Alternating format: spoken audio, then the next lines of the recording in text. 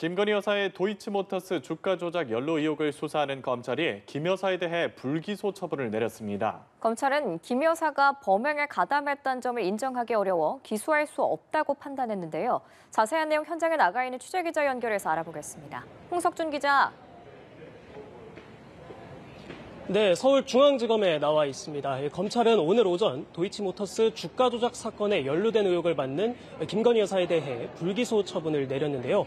지난 2020년 김 여사가 고발된 이후 약 4년 6개월 만입니다. 검찰은 김 여사가 시세 조종 범행에 인식 또는 예견하면서 계좌 관리를 위탁하거나 주식 매매 주문을 하는 등 범행에 가담했다고 인정하기 어렵다고 판단했는데요. 수사팀은 김 여사에 대한 추가 서면 조사와 지난 7월 대면 조사를 실시했고 주범들 간의 녹취를 포함한 물적 증거와 관련 사건 판결 등을 토대로 일체의 다른 고려 없이 증거와 법리에 따라서만 결론에 이르렀다고 밝혔습니다.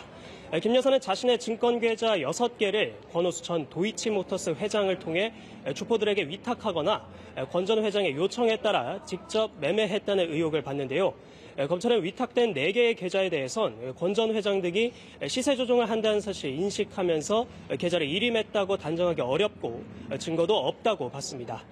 또 직접 운용한 계좌 2개에선 미리 증권의 가격과 물량을 짜고 치는 통정매매 정황이 확인됐지만 마찬가지로 김 여사가 권 전 회장의 범행을 인식하고 매도 주문을 냈다고 보기 어렵고 다른 시세 조종 주범들과 연락한 정황이나 증거가 없다고 설명했는데요.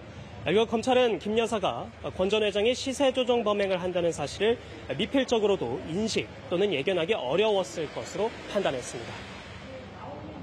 홍 기자, 쟁점이 됐던 방조 혐의에 대해서도 검찰이 무혐의로 판단했다는데 이 부분도 짚어주시죠.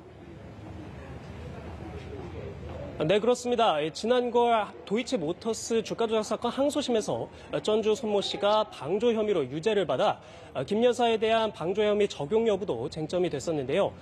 검찰은 김 여사와 손 씨가 사실관계가 다르다고 밝혔습니다. 검찰은 이 전주 손모 씨가 단순한 전주가 아닌 전문 투자자로서 매매에 참여했고 주범들의 시세 조종 사실을 인식했다는 점이 명확히 입증된다고 조사한 건데요. 반면 김 여사는 주포들과 직접 연락한 내역이 없고 시세 조종 사실인지 여부를 확인할 만한 객관적 물증도 존재하지 않는다고 봤습니다. 검찰은 또 주포들이 김 여사를 권 전 회장에게 활용된 계좌주 정도로 인식했다고도 설명했습니다. 이 밖에 김 여사의 모친인 최은순 씨 등 다른 계좌주들에 대해서도 불기소 처분이 내려졌는데요.